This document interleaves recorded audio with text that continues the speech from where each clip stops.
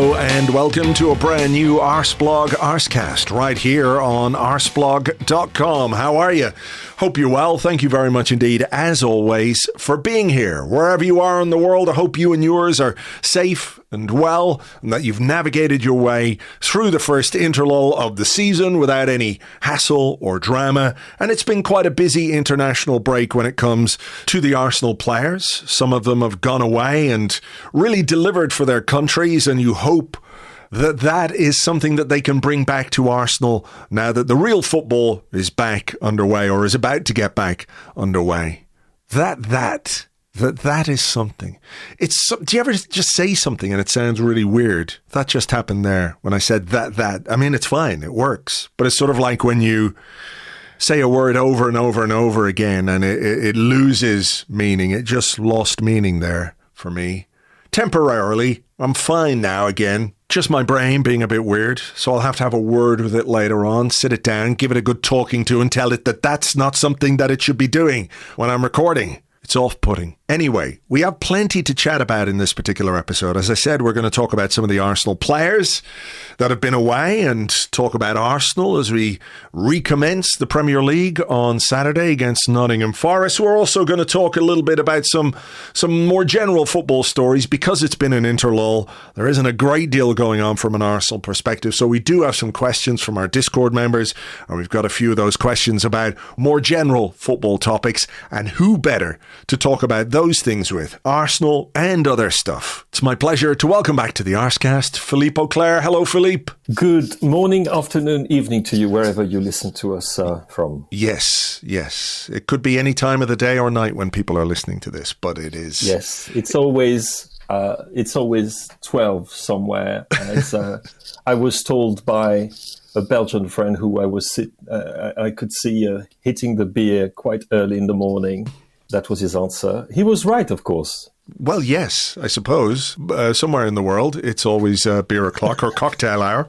Who knows? Not for us yet, unfortunately. It's afternoon time. So look, I did want to start by asking you about the international break and some of the players that were involved from an Arsenal perspective.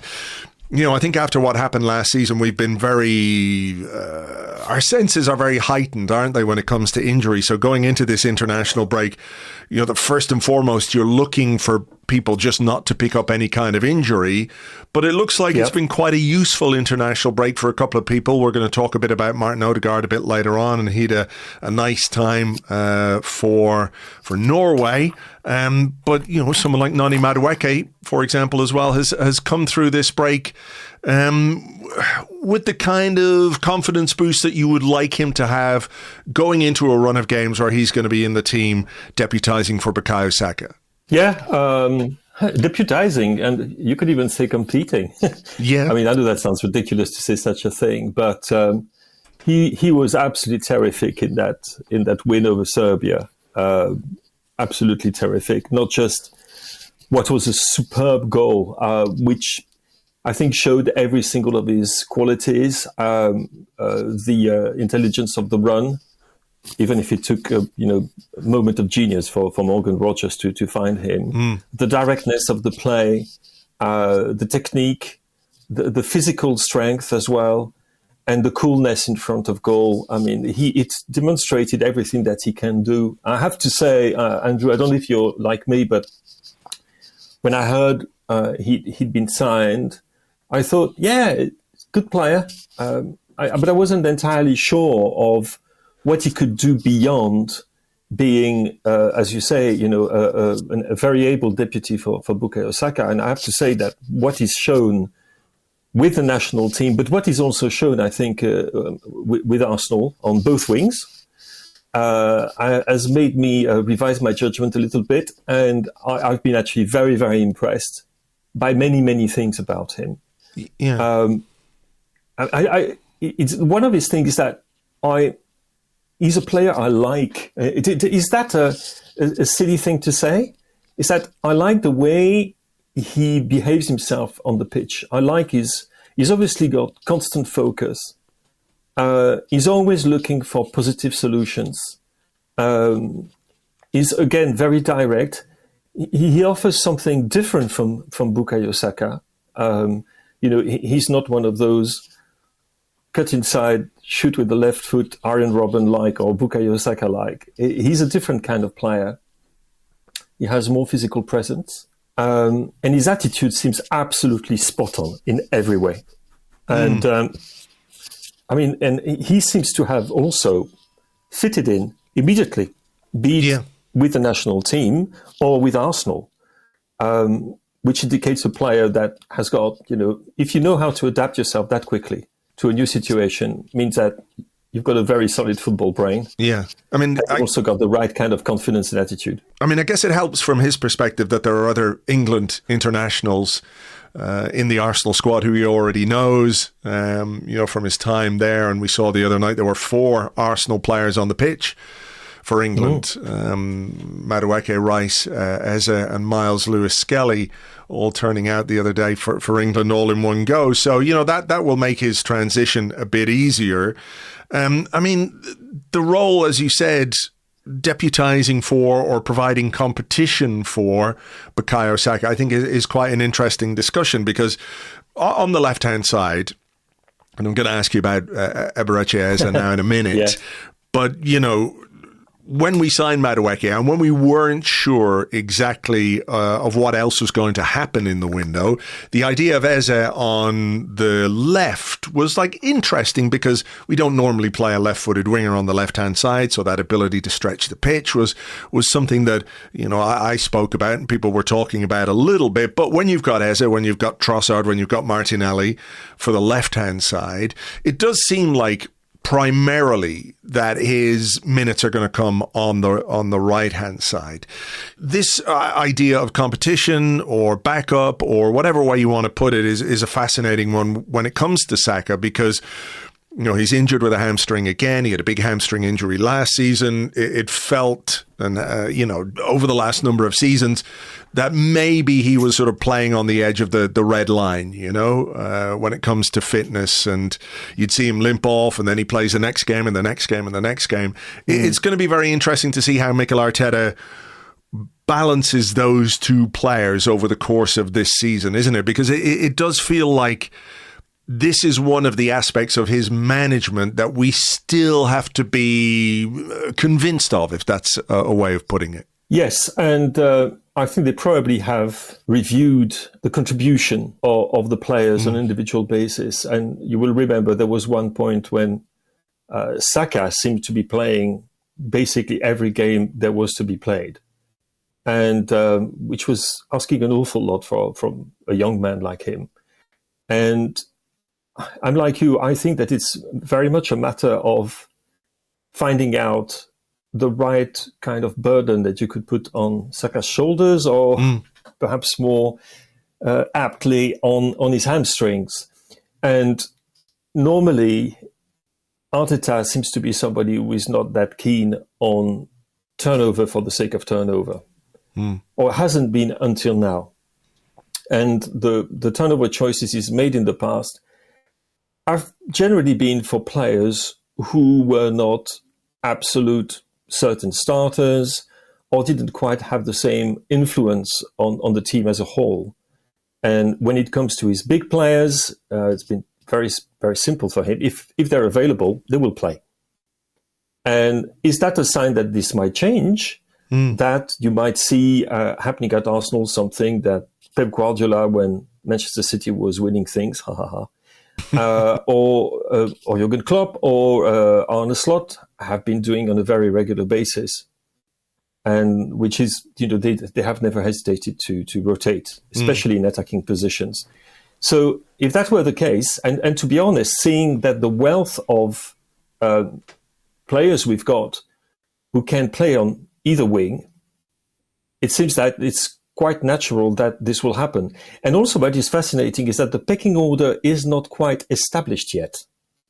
Because if you look at Madueke, to come back to him, when he was at Chelsea, he played mostly on the right, but he also played on the left on quite a few occasions, but not at all with the same level of performance in terms of the numbers And I looked a bit into that. When he was on the right wing, which was most of the time, 4 times more often than on the left. Okay, that's a lot. But he scored 11 goals and provided 5 assists. When he played on the left wing, he provided 0 assists and didn't score a single goal. Right. So it's pretty obvious which side is his favorite side. But you can imagine, Arteta shifting the cards as well. The one I'm, of course, a little bit concerned about, both from a collective point of view, but also for him, is Gabriel Martinelli, who seems to, have enjoyed the confidence and trust of Arteta, including in the beginning of the season. But given his performances and given the competition there is now, you think, okay, he's gone down in the pecking order. But then, other than that, you can see Leandro Trossard more as a kind of impact sub who can play more or less everywhere alongside, the front line. That's fine. But then when it comes to the starters, I wouldn't say we have a problem. We don't have a problem, or we have a lovely problem.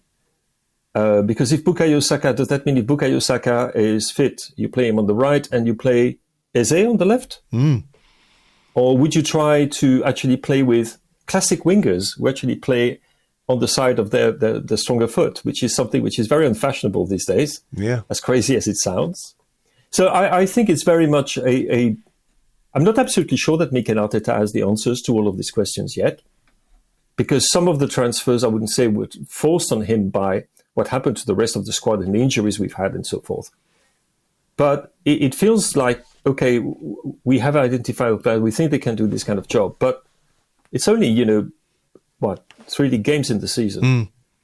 No European games yet. So we're going to see. This is not something on which I have a definite answer, but I'm not absolutely sure that Mikel Arteta himself has got a definite answer. No, it's something that might develop, And which actually is not a bad thing in itself, because there has to be an element of competition within the squad. Yeah. So, on that left-hand side then, is it too simplistic to say that Mikel Arteta needs to find a way to get Eze, Declan Rice and Martin Odegaard into the same team behind the striker, whether it's Victor Gyökeres or El Goleador, Mikel Merino, or Kai Havertz when he's fit?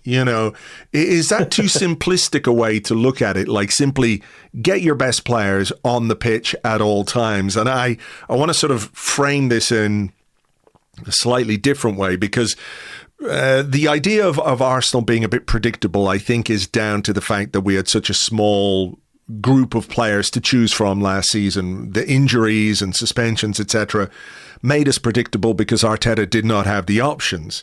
And I always felt like, and this is not a slight on Miles Lewis-Skelly at all, but more the system that Mikel Arteta plays, that what we ask of our left back is and has become a bit predictable over the last couple of seasons. From when Zinchenko went in there, we know what role Mikel Arteta wants that player to carry out within the team. So let's say you've got Eze on the left-hand side, you've got Declan Rice and Martin Odegaard, either side, or the other side of him rather. You've got Zubimendi holding. You have that left-back who can invert, as people say, into midfield. But who's it going to be? Is it going to be Ricardo Calafiori? Is it going to be Miles Lewis-Skelly? Is it going to be Piero Hincapié? We don't quite know, which in itself lends a bit of variety or unpredictability to everything. But it feels like if you're playing Eze on the left-hand side and he's coming into central areas where he is most effective, you've got a big space on that left-hand side that somebody's got to fill. You don't want it to be Declan Rice, do you? Because he's more effective centrally too. So is there scope for change in the way that we play with our fullbacks, whether it is Hincapié or Calafiori or Lewis-Skelly, that we might start to see Arsenal left backs be a bit more traditional in the way that they operate, getting up and down the line a bit?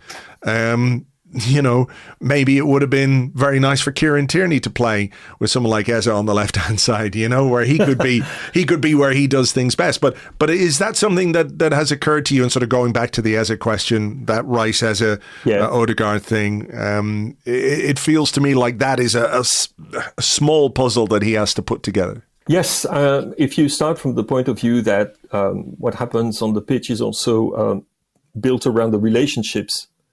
And to have, for example, the relationship that you had on the right-hand side between Bukayo Saka and Ben White, for example. That's the clearest. If you take an example in Arsenal's recent history, that's the clearest one.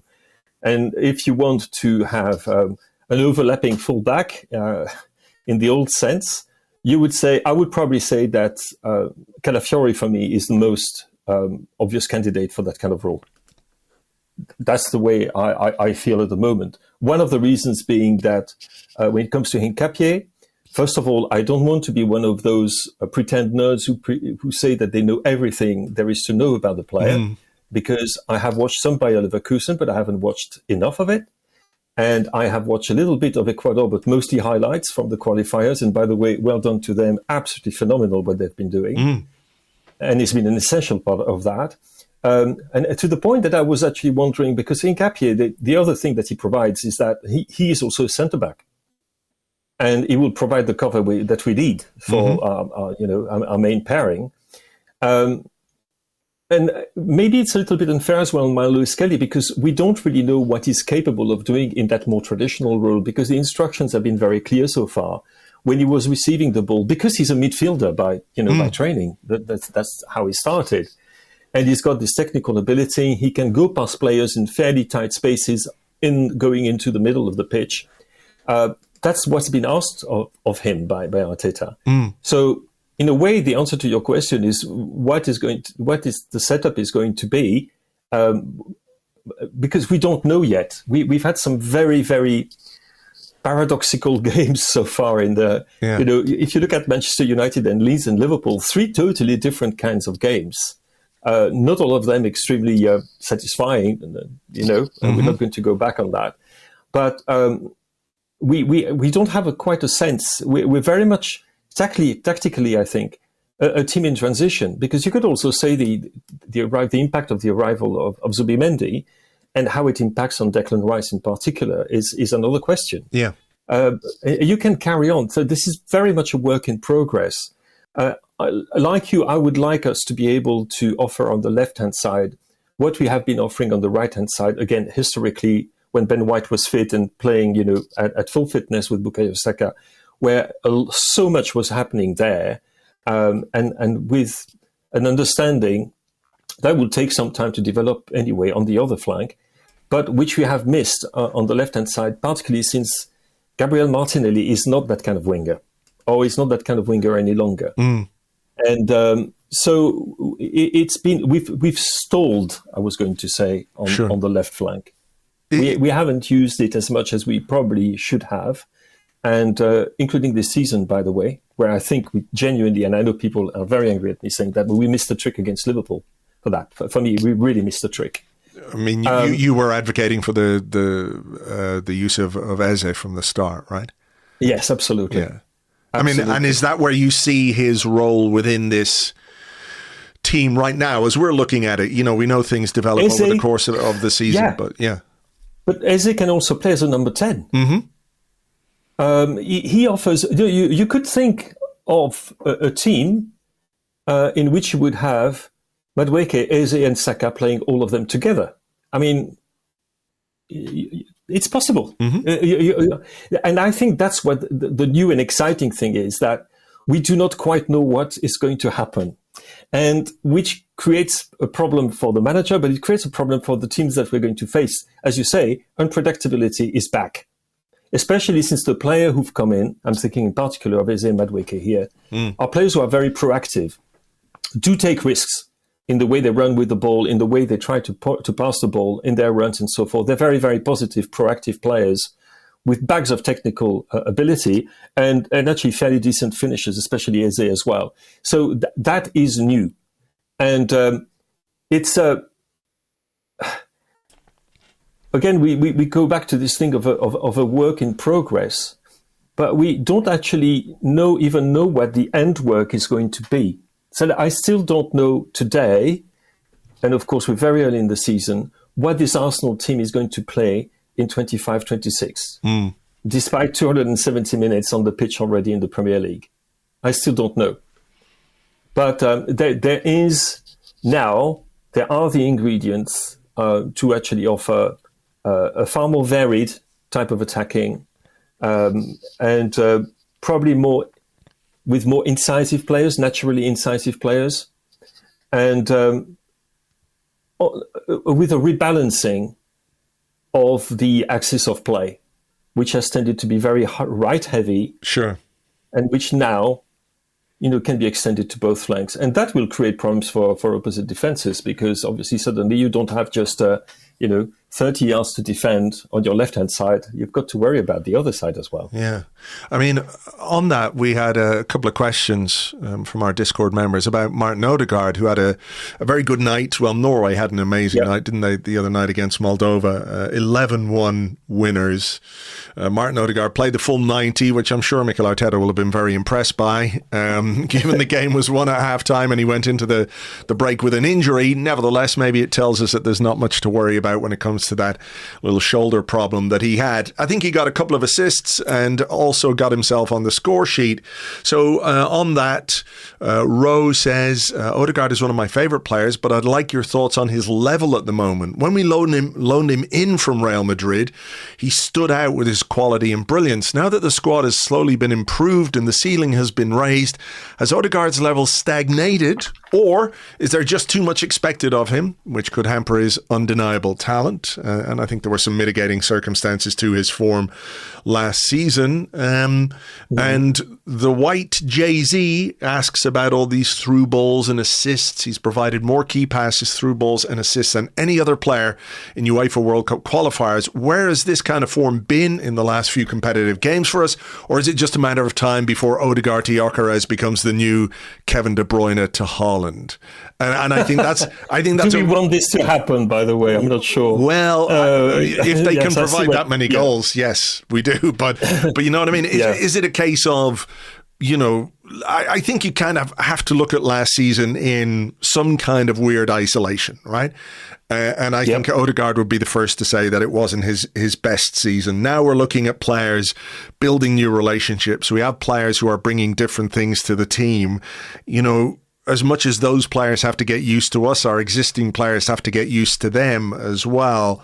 And I sort of cited the moment, I think, in the Liverpool game when Odegaard played this really lovely reverse pass and Gyökeres wasn't expecting it. He was trying to stay onside and wasn't expecting it. And maybe now, after more time together, he will expect those kind of things from Odegaard. Absolutely. But is it, are you confident, A, that he can sort of recapture the form that we've come to know from him, and B, that maybe taking some of the creative burden off him via those other players that we've just talked about might be very useful? I do think so. And I think last season, like you, it's not that I wouldn't pay too much attention to it, but it was a very strange one as far as he was concerned, because it only started the season when he had this ankle sprain, which made him miss, 7 Premier League games.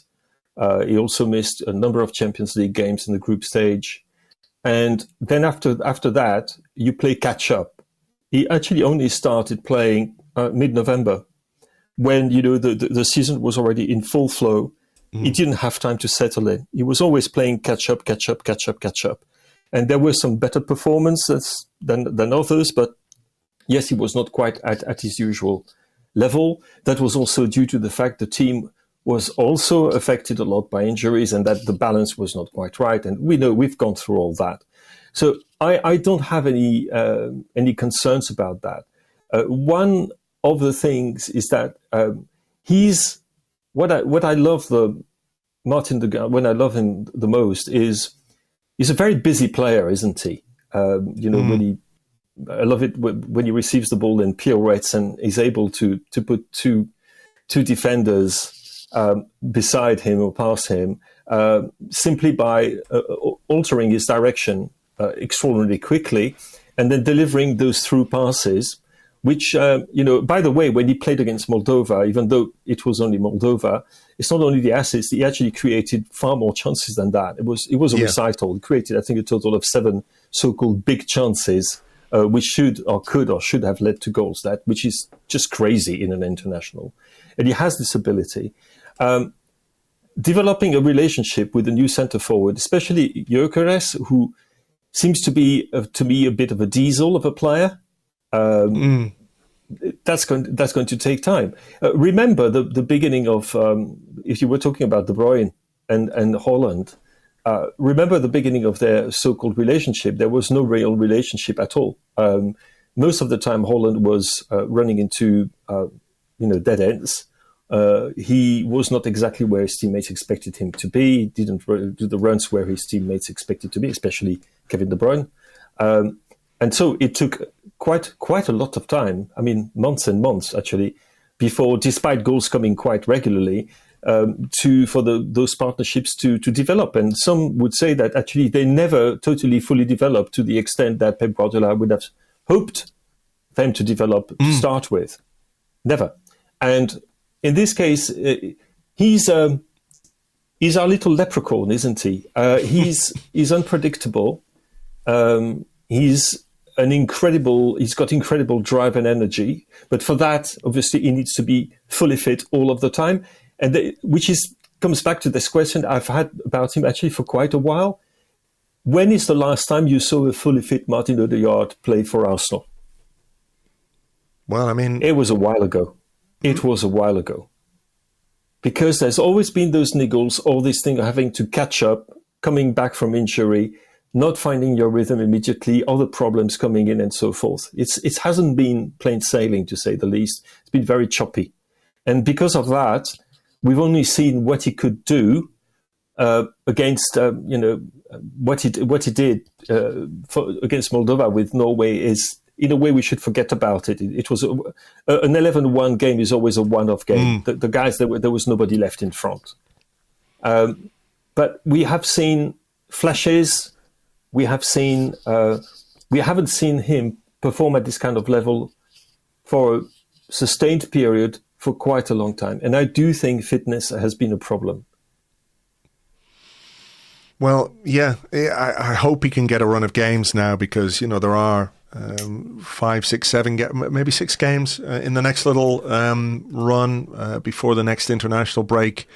Let me just have a quick look here. 1, 2, 3, 4, 5, 6. Yeah, 6 games between now and the next international break where, for 1 or 2 of those, you would expect him to be rotated a bit. Certainly the EFL Cup game, it's a chance for some other players. But yeah, get that fitness under his belt and hopefully, the fact that he did 90 minutes going into that international break with an injury suggests that the shoulder isn't as bad as we had potentially thought. But yeah, that next little trench of games is going to be, it gives us a bigger, sample size for Mikel Arteta in terms of what we expect to see from him and how we expect his team to play. Because I think there are certain games where you look at Man City, you look at Newcastle away. Man City's still a very difficult game. Newcastle away has been a bit of a bogey team for us.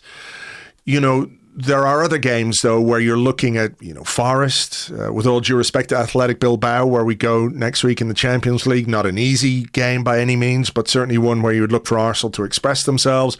Olympiacos at home, West Ham at home, even though that tripped us up a couple of years ago. There are those games where you're looking to see what way he's going to send his team out. How have you viewed this ongoing discussion about Arteta's,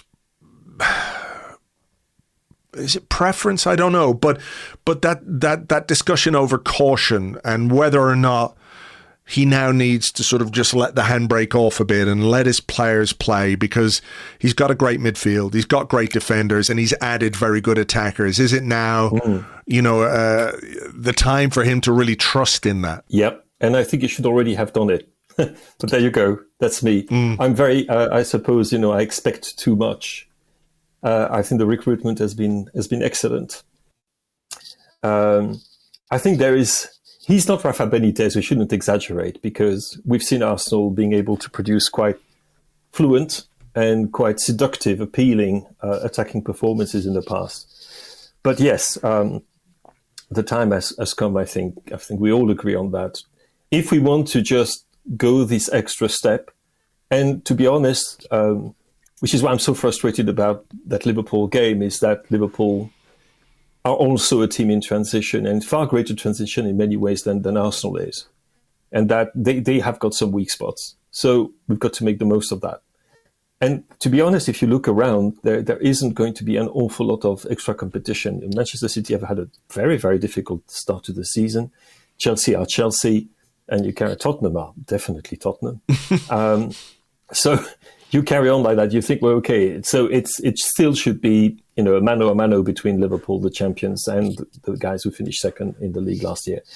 But you do feel that the Arsenal that he has at his disposal is far stronger than the one he had before, and that also the players that he's brought in would make you think that he would favour a more proactive, less risk averse approach to the games. If you bring in players like Madueke and Eze in, you certainly want to hurt your opponents. It's a very clear signal. It's like, okay, yeah, we've signed some very, very proactive, forceful, attacking players. Now we want to use them to their maximum. So it feels, yes, it is the season where we actually go one stage further in the development. When finally that very, very sturdy caterpillar metamorphoses, gets out of the chrysalis and turns into this beautiful butterfly, a red and white butterfly. And the weapons, the arguments are there. So it's entirely up to him. But I would say again, I come back to that, the recruitment itself makes me think that, yes, that's what he wants to do. Yeah, same. Then, yeah, and he also obviously has got to fight against his own instincts. He will have also to reformat, reboot, in some ways, players who have become accustomed to a very, very easily identifiable and style, which hasn't varied and doesn't vary much, by the way, according to the opponents we have in front of us. Except when they decide to give us tons of space, like Real Madrid did, but that won't happen every day. No. So it is, the moment is right. And again, I'm quietly confident that this will happen during the season. What I hope is that it happens quickly enough. Sure. Me too. I think it's time, I sort of understood a little more the caution around the Liverpool game than maybe you did, or I was more forgiving of it, let's say, than you were perhaps. But I do think it is really time to lean into the strengths that we have, and you build a brilliant defensive platform, and you build a really good, solid midfield, and you look at the players and the options that he has there, and you have to allow some of those players further forward to express themselves and to, to show us what they can do in the final third. So let's hope we see that soon. Moving away a little bit from Arsenal with sort of some wider football discussion on this episode, I do want to ask you about Chelsea. You will have seen that Chelsea have been hit with 74 charges. Historical charges, I think you can describe them as, related to breaches of agent regulations. These are between 2009 2022, when the club was owned by Roman Abramovich. Chelsea have released a statement saying that they have unlike perhaps another club, demonstrated unprecedented transparency, they say. Is this, and these breaches, by the way, I think were self-reported by the new Chelsea ownership. So they've given the FA all of this information. The impact that Roman Abramovich has had on football continues to this day. I think he is a Pandora's box for many of the ills that beset the game at this moment in time. What do you make of these charges? What do you expect to come of them? And does Chelsea's unprecedented transparency, is that a way for them to sort of mitigate any punishment that might be handed out? Should clubs operate like this? Do we have to give Chelsea any credit whatsoever for at least, not obfuscating everything through legal means and otherwise? Okay, so we're going to take a very deep breath and we're going to say, yes, actually, Chelsea have done the right thing. They've done the right thing in many ways. They've done the right thing in ethical terms, in as much they've held up their hand. They haven't taken that bogus defense that, it was not under, our control at the time, so therefore we shouldn't be held responsible for, what happened in the past when Roman Abramovich was in place. But in fact, what happened is that when they were doing their due diligence, it's their own accountants who came across those irregularities, and particularly incorrect reporting of agent payments And this happened during due diligence. And they made the right decision, which is to immediately go to the FA, not wait for the FA to do something of their own bat, and say, listen, we found this stuff. That's not good. We don't like it. We're reporting it. We know that we're in for punishment, but we're going to collaborate fully with you. And because of that, the number of charges in many ways is immaterial. You know, some of those charges will just be multiple examples of the same of the same maneuver, or illegal or fraudulent or whatever you want to call it, or dishonest. So the number of charges doesn't really mean anything. The detail, by the way, we're talking at the moment when it's still breaking news, so we do not have all the background information that perhaps will be available in the hours and the days to come. So there's a part of it which is speculation. But the fact that they've got 74 charges, it could be 74, it could be 37, it could be 6. I don't think it's material at all. What matters is that we have a fair idea of what the charges are about, and these are irregularities. They don't seem to me like they're huge breaches comparable to what some other clubs have been doing. And we also know that the FA, if we look at what is going to happen now the charges have been brought and the club has been cooperating, remember that Nottingham Forest were able to, I would say, go off lightly, but some people would say that because they too made the right choice, both in terms of what is right, ethically speaking, and what is right for their own good, to collaborate fully. And you provide all the documents, and you don't put any obstacles in the way of the investigators, as has happened for some other clubs, and therefore you can expect a lighter punishment than what you're going to end up with. Because if Nottingham Forest hadn't cooperated, they could have ended up with a very serious points deduction, which would have changed their fate maybe somewhat 2 seasons ago. So instead of which, they had a brilliant season and ended up in Europe. So Chelsea deserve some credit for that. It doesn't mean that they deserve credit for the other things they're doing. And I'm really very much looking forward to what's going to happen with UEFA, not with the FA, but the UEFA, when it comes to associated party transactions and some of the, I would say, less savory deals they've done with themselves to try and put their accounts into order in order to fulfill financial fair play regulations. Do you mean in terms of moving players around between Strasbourg? Selling the women's team to themselves, selling hotels to themselves, car parks to themselves, at prices which honestly have made many people in the industry go, really?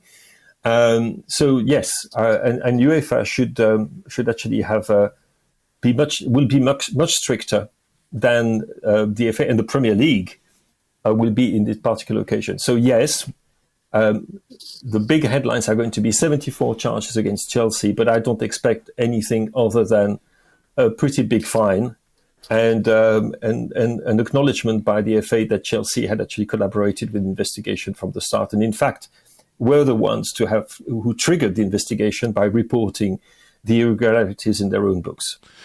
Speaking of associated party transactions, there was a story obviously this week about Manchester City and the Premier League coming to an arrangement over the dispute, as it was labelled. I feel like I couldn't really care less about that as long as, the other big Manchester City Premier League legal situation goes on. I'm trying to remember when we were talking last about this, and I genuinely can't remember, Philippe, if it was, let's say, earlier this year, and we talked about, well, they're going to have to make a decision before the season starts, or if it was early last year, because it feels like that's how long it's been going on. Yeah. I remember the date. I remember the date because I looked at it Because I was asking myself exactly the same question. Yeah. When did we last talk about that? And we actually even said that there were rumors that since the panel of independent judges had come to a conclusion, their first conclusions, a verdict could be expected in the spring. And it was February 2025, to be precise. Okay, well, I'm glad you remember. Well, I didn't remember at all. I've just been checking it, to be absolutely honest. But it could have well as been, 2024, because the whole caboodle started in February 2023. So we're on our way to the third anniversary of the Premier League putting those charges Manchester City's way. And absolutely nothing has filtered and nothing will filter. That is clear. One thing on which all the parties have agreed is that there would be no briefing whatsoever to anybody. Nobody knows what's going to happen. So again, what we're doing is speculation and reporting what is being talked about in the kind of football ecosystem. The last I heard about it was that we could expect some news in October. Right, that's the last I heard. Okay. But again, last February, we heard we would have some news in March. Yeah. And what's happened with the other dispute, which was entirely of Manchester City's making, by the way, because you remember there was a first ruling about APT rules in October 2024. And then everybody said they had won. The Premier League said they'd won the case. Manchester City said that they'd won the case, and so on. And the Premier League changed a few things in the APT rules, particularly when it comes to loans which are provided directly by the owners. And then Manchester City decided, you know what, we're going to make them pay some more money to their lawyers, because we know that they're basically having problems financing their legal department.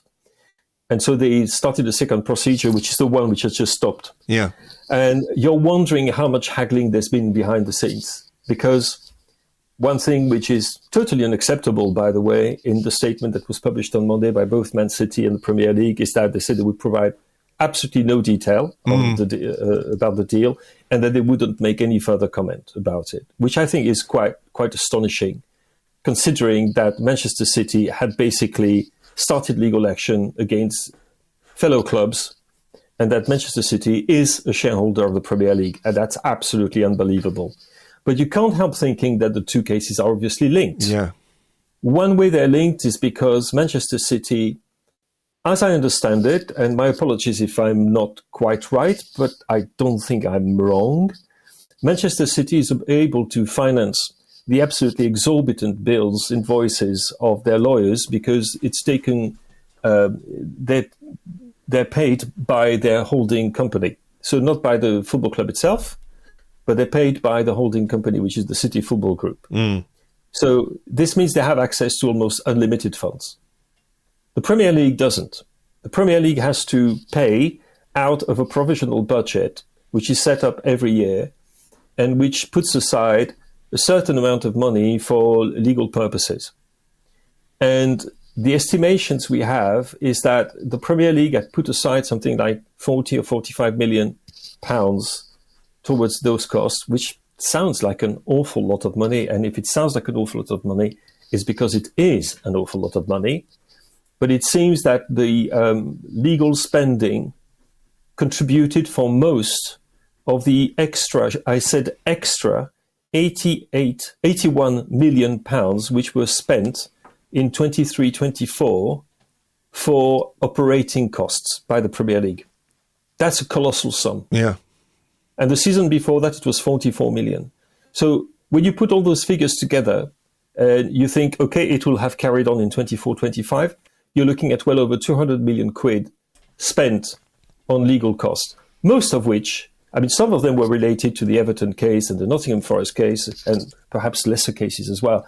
But the bulk of the costs will be attributable to what is going on with Manchester City, which is also another thing which is scandalous, that they are basically literally holding the Premier League, of which they're a shareholder, to ransom. And that the money that they are forcing the Premier League to disgorge, because they have no choice, is money that should have gone to the clubs themselves. I mean, when you think about it, it's absolutely crazy. Will the fact that they've come to an agreement for this other litigation, will it have an impact on the 130 charges and the way they deal with that? Perhaps. Did the Premier League raise the white flag and tell them, that's ridiculous. We cannot carry on spending money on that. We'll just close the matter and that will be it.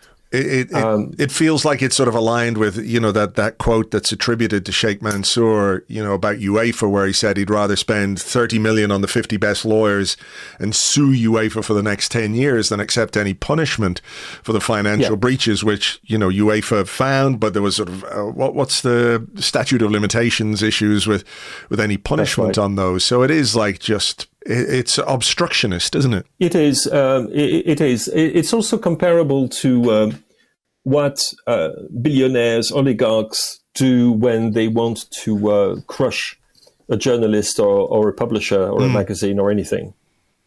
Is that even though they're wrong, and they might be found wrong in the end, they can afford it, whereas the people they're attacking cannot. Yeah. And because of that, they hope to bully their way to a settlement that will not reflect the seriousness of the charges and the infractions. Or I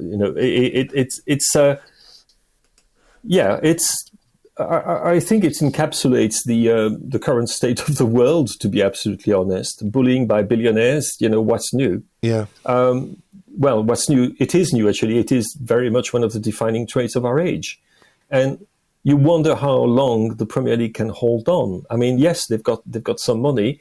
And they're set, I would imagine the other clubs, or most of the other clubs, are absolutely furious at what is going on. Absolutely furious at what is going on. And they would like nothing better than seeing Manchester City punished really, really hard. And to be honest, I think most of us would like Manchester City to be punished really, really hard. If, of course, let's be legal here, if, of course, they're found guilty of those breaches. If they're not, too bad. But you wonder if this process, if the two processes are not linked. That's one of my concerns. Sure. And to think that if the Premier League has decided to come to an agreement with Manchester City on APT rules, could they use that almost like a kind of precedent for coming to an agreement with Manchester City? For example, which could be a points deduction, which they don't care about because it's for one season only. Unless it put them in a relegation zone, and a vast amount of money to be paid in fine as fine or fines, which they also won't care at all about because they've got more money than any other club perhaps on the planet. Yeah. So whichever way you look at it, it's not exactly a cheerful prospect. No, it's the idea that they might come to an arrangement or that this APT thing is linked to that in some way when they haven't been in any way transparent about the agreement they've come to. I mean, because of the profile of this particular case, there's surely no way that they can just say, we've come to an agreement over this. We won't be making any more statements. Surely the time, the energy, the money that's gone into this, and as you say, money from the Premier League that could go elsewhere, the other Premier League clubs will want complete transparency and visibility on whatever deal or whatever punishment is made, right? Yeah, especially if you're Everton or Nottingham Forest, for example. Yeah. Who will say, look at what happened to us. Sure. It actually endangered the status of our clubs and the presence in the elite. And it was resolved pretty quickly. And now, of course, the amount of documents that the lawyers have got to go through and charge thousands of pounds per hour for is not the same. I think in the case of Everton, we're talking about 50,000 documents, something like that. And in the case of Manchester City, the estimates I've read about from people that I trust is about 10 times that, 500,000. Oh, Jesus. I know, 500,000. Makes me think of the terabytes of data which were seized by the FBI at FIFA in 2015, which we've never seen, by the way. We're still waiting for those terabytes of files to produce anything other than the the few things that we've seen happen immediately after the event. But we're still waiting. We don't know what they found. It's like one of those movies. I'm not sure they found. They're still looking for it. Well, I hope so. Maybe they're not, actually. No, I doubt it. But this is like one of those movies where it's like a small law firm taking on the big, gigantic corporation, and then all these trucks start pulling up outside with box after box after box of documentation. They just swamp people and give them so much that, it's like looking for a needle in a haystack. But we'll see what happens there. Another question from our Discord members. Mr. Snrub asks, is multi-club ownership the unfortunate future of top football clubs? There are reports of Liverpool considering it, and with Chelsea clearly in an advantage now, is this something KSE have to do at some point, as there's likely no chance regulators, be it FIFA or UEFA, will step in and do the right thing? And do you think this is something, we've spoken about it before, and obviously the City Group are an example of a multi-club model where players move and money moves, and we can see it with Chelsea, with Blueco or whatever they're calling themselves. Is it a case of keep up with the Joneses, or is it, is there still the possibility that for the sake of the game and for the sake of sporting integrity, this is something that could be cracked down on? Or are we just, like with Chelsea and Man City, that, we're closing the stable door after the horse is well and truly bolted? Well, I think the pack of horses has bolted. You were talking about Liverpool. Liverpool is already in MCO land because part of the holding company, FSG, one of their investors is Aris, the Aris Fund.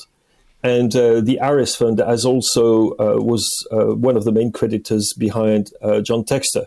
And Aris has got loads of fingers in loads of pies already. What we're seeing is a kind of multi-club ownership by stealth. What you have is those funds. It's actually quite good. I find fascinating. I could talk for hours about that. It's one of my favorite subjects because it's a revolution happening in plain sight, and it's this behemoth has come on the scene, and everybody is giving in to the bully. Absolutely, everybody's giving in to the bully. And the best example of that is what happened with UEFA. UEFA, not that long ago, under Platini, but also under Ceferin, had a fairly strict policy towards MCO, and certainly was saying the message was MCO is not a good thing. The same owner shouldn't have several clubs, and if those clubs are to compete in the same competition, well, too bad, they won't be able to do that. But what has happened is that on one hand, Ceferin has opened the door, and I remember I was in the room when he said that, and I remember thinking at the time it was in Lisbon last year. Or maybe even in 2023. And I thought when I heard that he said that it's not a good thing, but we've got to take into account there's a new model happening, and we've got to think of ways to deal with it. And I thought, okay, basically you're going to let them in, aren't you? And this is exactly what UEFA has done. Because if you look at the crazy circus which has surrounded, for example, Manchester United, OGC Nice and Lausanne with Ratcliffe, or with Olympiacos and Nottingham Forest with Marinakis. And you realize that those guys would have been able to field several of their own teams in the same competition because they had used this mechanism which is called blind trust, where in my view, fictitiously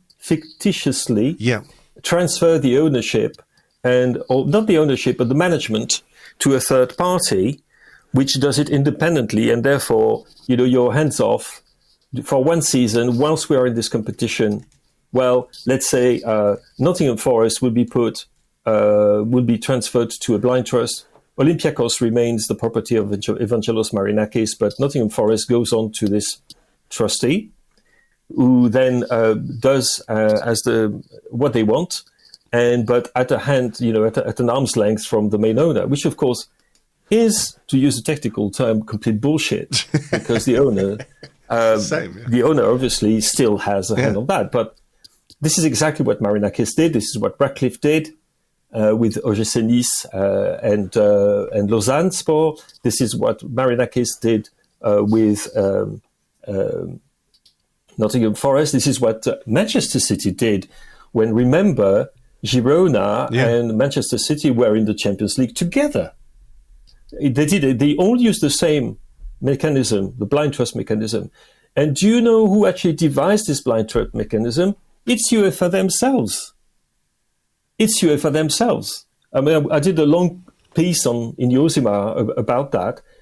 We found out that the main architect of this scheme was Sunil Gulati, the former head honcho of American US soccer, who came up with this idea. And then they proactively went to the clubs which were in an MCO situation, telling them, you know what? One way of going around our own regulations is to do this.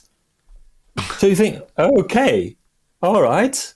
FIFA has nothing to say about it. I think the only way that something could happen, which is, by the way, the only way anything can happen in football, I think, is that if it goes to a different authority and a different authority looks at it and says that can't go on because it actually violates competition law, which is basically the European Union. And we've seen the European Union being far more active, sorry, I use this word a lot, in trying to right some of the wrongs of modern football. They're about the only power that we can turn to, hoping that something will be done. UEFA won't do anything. FIFA won't do anything. And so the private investment funds and the multi-club owners will carry on their merry way. And the phenomenon is just growing and growing and growing all of the time. You will remember that Mikel Arteta himself actually mentioned that and said that we might have to go that way ourselves if we want to carry on competing. We might have to go down the MCO route, which is very depressing. It is depressing. Well, I mean, I'm afraid the horses have bolted and they're just running everywhere. They've got. They've taken over the field and they do what the hell they want. It is depressing to think that UEFA have basically enabled this, despite it very clearly being against any kind of sporting integrity. And I guess as well, the other side of it is not the on-pitch stuff, but as we see and we've spoken about before, is the way players can be moved around and the way that it allows money to be moved around as well. Yes, very much so. Which is. It is an issue, and maybe a longer one that we can get into another day. But there is one more thing I wanted to talk to you about, and it is UEFA adjacent. Again, it is this idea of games being played in different countries on different continents, and UEFA are meeting today to discuss La Liga and a request to move Villarreal versus Barcelona, which I think is due to take place in December. For that game to I was going to say, Andrew, I was just interrupting you, but I think it might be beginning of next year instead. Right. We'll check it. Okay. Sometime in the next few months, I think is correct. All right. Villarreal versus Barcelona, not in their stadium outside Valencia or in the small town, not in Barcelona. Ceramica. But yes, I've been there. But in Miami, is this another one of those stable doors that once opened is going to absolutely change the landscape of football as we know it? Yes, perhaps not in the same way or to the same extent, though. One thing which is noticeable is that the reaction of supporters groups throughout Europe has been incredibly strong. And actually reminded me a bit of what happened when the doomed Super League project was announced, and you will remember that it died a death within 3 days. I don't think it's going to be as dramatic as that, but there is a genuine movement happening. There is actually a petition which has been started by Football Supporters Europe, which I will send you a link to, and I'm sure that you will be very happy to put it on Arseblog so that fans can sign it. There has been a lot of reaction against that. There has been reaction as well from, this is very much internal politics. You will have seen how, just for once, Real Madrid and La Liga are not exactly in agreement about what should happen. Oh, what a surprise. Yeah, but it's something that's been going on. I mean, if you look back in the history of this idea, it goes back well over 15 years. We all remember the famous 39th game, which was for England. We should also remember that there were lawsuits which were instigated by this American company called Relevant, which organizes, these kind of fake competitions in the US in preseason. And they wanted to delocalize genuine domestic league games, and not just European games. I think there was an example of a game from the Ecuadorian First Division, which they wanted to stage in California to appeal to the Ecuadorian community there. And every time this has happened, UEFA have stepped in and said, and FIFA, who have the ultimate power in this, to say, no, it's not going to happen. It's not going to happen. It's against our statutes. If you do that, you're basically in breach. You can't do it. And what we have seen, despite what some headlines would make you think, is that, again, UEFA has opened the door. There was an interview between Alexander Ceferin, the president of UEFA, and I think it was Politico, in which he said, the headline was, "I don't think it's a good idea." And that's what he said. And the headline became, Ceferin opposes staging of league games abroad. Well, he didn't, because he said, unless there are exceptions. I thought, that's fantastic. Yeah. Yes, of course, Alexander, there will be exceptions. I don't think we're going to stage the whole of the Premier League or La Liga somewhere else. I don't think it's going to happen. But he's opened the door. And there is also this belief that UEFA themselves are looking to delocalize some of the Champions League at some stage. So you can understand that, in a way, UEFA are protecting their own interests by pretending to be opposed to something that I wouldn't say they support, but that they're willing to tolerate, let's put it that way, as exceptions, right. Which is exactly what the people involved want. They don't want to stage a whole of La Liga. Villarreal and Barcelona, they don't want to stage the whole of the league outside La Liga because, what they want to do, it would be great if you had a game, just the way like the Supercoppa in Italy or the Super Cup in Spain have been delocalized to Libya or to Saudi Arabia, and the French Trophée des Champions goes to Doha and all these sort of things. So that's fine for this kind of non-competitive games, but what they want is to open competitive games, to open that possibility for competitive games. And I'm pretty sure that they will get what they want. And which, of course, is a complete, shows total, utter disrespect for the fans of the clubs in question. Of course. I mean, what are Villarreal fans who were looking forward? Because, as well, Villarreal against Barcelona is a bit of a derby game. It's talking about close-ish, more or less the same part of Spain. It's close enough. And, you would like to have this at the Ceramica. And you don't want, basically, bless them, tourist fans cheering on their teams 6,000 miles away from home. Yeah, it's totally unaffordable. And if you're a season ticket holder, it's also, you think, well, fuck's sake, man! I bought my ticket for this game. Yeah, what am I supposed to do now? Pay a fortune to go to Miami? Well, the president of Villarreal apparently has offered to fly season ticket holders to Miami for free, which is really nice of him. But, there's a difference, isn't there, between going to your local team in the town, the small town that you live in, to see a game and then going home the same day and having to go to Miami, stay in a hotel, whatever it is. It's crazy. And I just was looking at the Relevant website there. Coincidentally, in 2025, Relevant won a landmark mandate to represent UEFA men's club competitions, global media and sponsorship rights for the 2027 to 2033 cycle. So, yes. Anyway, I think we can leave a pregnant pause here. Correct. And let that sink in. Yes. But there is a chance, though, because I have to say the mobilization of fans throughout Europe is real. And I've talked to a few of the guys who are trying to organize a common European response to that. And again, they also have got in touch with European Commission, the European Union, and this proposal won't meet with much sympathy at European level. I can tell you that it won't. Okay, well, let's see what happens.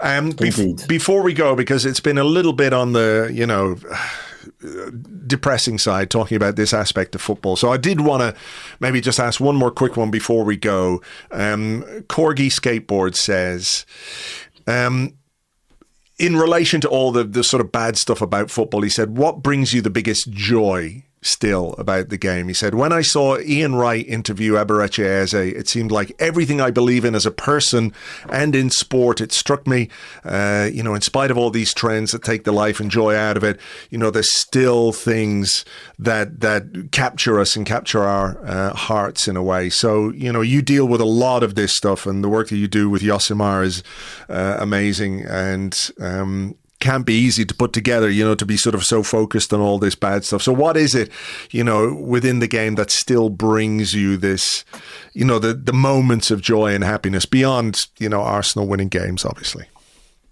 Well, Arsenal winning games and to see the women win the Champions League, my goodness, that was an out-of-body experience. I think it's the players.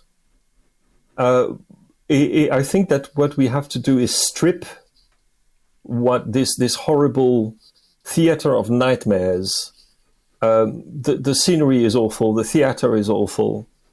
The ticket prices to get in are far too expensive. But the players, my goodness, what we are given can still be absolutely astonishing. I have to say, I one of the reasons I really love the Women's Euro is that it was really about joy. It was really about joy and also distress sometimes and suffering. But it was genuinely a wonderful human experience, and some of the football was also absolutely terrific. When I see Grimsby doing Manchester United, oh my goodness. My goodness. I mean, what a night that was. That was just magnificent in so many ways. And, it's not, well, I was going to say apologies to Manchester United supporters. I don't think many of them get stranded in that particular cave that we're speaking in right now. But it was magnificent in so many ways. So there is still an awful lot of joy. And this is also always what I come back to, is that despite all the shit that we have to deal with and the appalling way that this very ugly late capitalism, the way it's impacting our game, makes us perhaps realize why the game is worth saving from them. And football is far too beautiful a thing to be left to those bastards, and which could be, I think, an apt motto for my attitude. I still love football. People often ask me a question, how can you still watch a game of football? So when I watch a game of football, what I watch is football. I don't watch ugly owners, appalling investors, crooked organizations. I watch players who quite clearly still share that love for that game, still clearly care for what they're doing, and also offer us a spectacle which at times can be magnificent, can also be horrible, but even the horribleness is part of the experience. So that's what I love about it. That's what we all love about it. So let's defend it. Perfect. What a way to go out. Save the game from those bastards is absolutely right. I had better let you go. As ever, I really do appreciate your time. Philippe Auclair, thanks very much. Thank you very much, Andrew. Thank you very much indeed to Philippe. You can find him on Blue Sky. He is at philippeauclair.bsky.social, at philippeauclair.bsky.social. And Josimar is a publication we've mentioned before.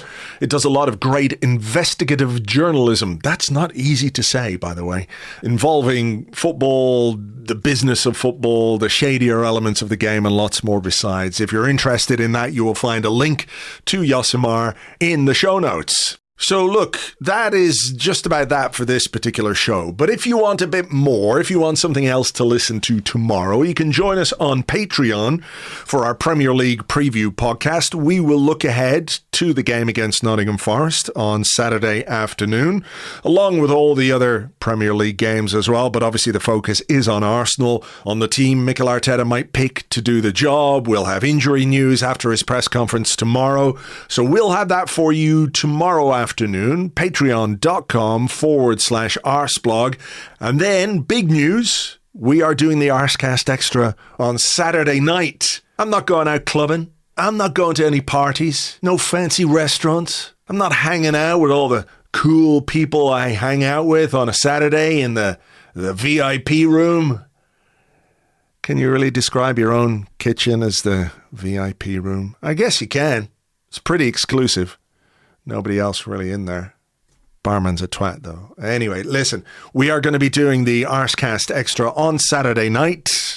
So we'll have that for you then. If you're similarly at a loose end, you can expect that to drop around 10 o'clock there or thereabouts. If not, it'll be there for you on Sunday. So please do join myself and James for the Arsecast Extra. Hopefully, a very goodly Saturday evening can be had by all of us after a good result against Nottingham Forest. For now, though, take it easy, folks. Thank you so much as always for being here. Hope you enjoyed the show, and we will catch you on the next one. Until then, cheers. Bye-bye.